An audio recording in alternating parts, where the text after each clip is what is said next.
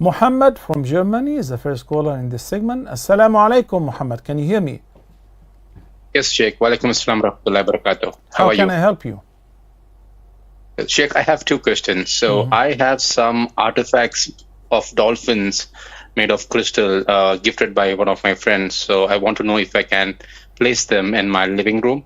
The second question is I have my neighbor has a dog, and is it allowed for me to pet the dog? And sometimes, since the dog is let free, it comes and roams around my leg. And if I touch it, will my wudu break? Do I have to make a fresh wudu? These two questions need to be clarified, Sheikh. Barakallah fikum. It is not allowed for Muslims to keep statues of images of living creatures at all, whether a bird, a fish, or a human being. Number two, dogs. If a neighbor, a non-Muslim neighbor, and I used to have non-Muslim neighbors, and they used to leave their dog without food, and they will go out for picnic, whatever, and the dog will keep barking for hours. I used to feed the dog. Feeding the dog or any other animal you will be rewarded for. Not because it is najis and impure, that means I let the dog starve to death, or I hear or I figure that the dog is thirsty and I ignore it. Neighbors are negligent, neighbors are cruel, neighbors are whatever, but the dog is an animal and it is tied up, doesn't have an access to eat or to drink. So me feeding the dog or giving water to the dog, I'm rewarded for that, and this is a sign of being a true believer. The dog is loose and it comes and roams around me. I play with the dog, I touch the dog touches me. Every part of my clothes which was moist with the saliva of the dog has become najis. And the Nabi sallallahu alayhi wasallam said, إِذَا وَلَغَ الْكَلْبُ فِي إِنَاءِ أَحَدِكُمْ فَلْيَغْسِلْهُ سَبْعًا أُولَاهُنَّ بِالتُّرَابِ.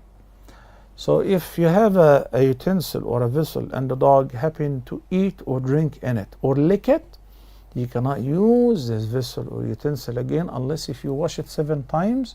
The first time or one of those 7 times is with the dirt, with the soil yani. That applies to one's clothes, that applies to one's clothes as well. One's body, you wash the body part which was soil and you make wudu before you pray. Barakallah fikum. It is okay to keep a dog in the backyard, in the front yard, for security, for real, for real. Some dogs are trained to provide security. They bark when they see a thief or an intruder or a snake, But to let the dog into your house and to treat it as a pet, النبي صلى الله عليه وسلم said لا تدخل الملائكة بيتا فيه كلب. So the angels will not enter a house in which there is a dog in it, which you keep it as a pet. Outside, for security, you're a farmer, you use it for, garden your field, your garden or your produce. If you're a hunter, for hunting, al-kilab al-mu'allama, all of that is permissible.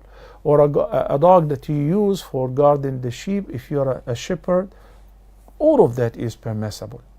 But keeping in mind that the dog licking your clothes or licking your body, that makes this body part or this part of the cloth najis, and it must be washed, as I said, 7 times, one of them with the soil. Assalamu alaikum.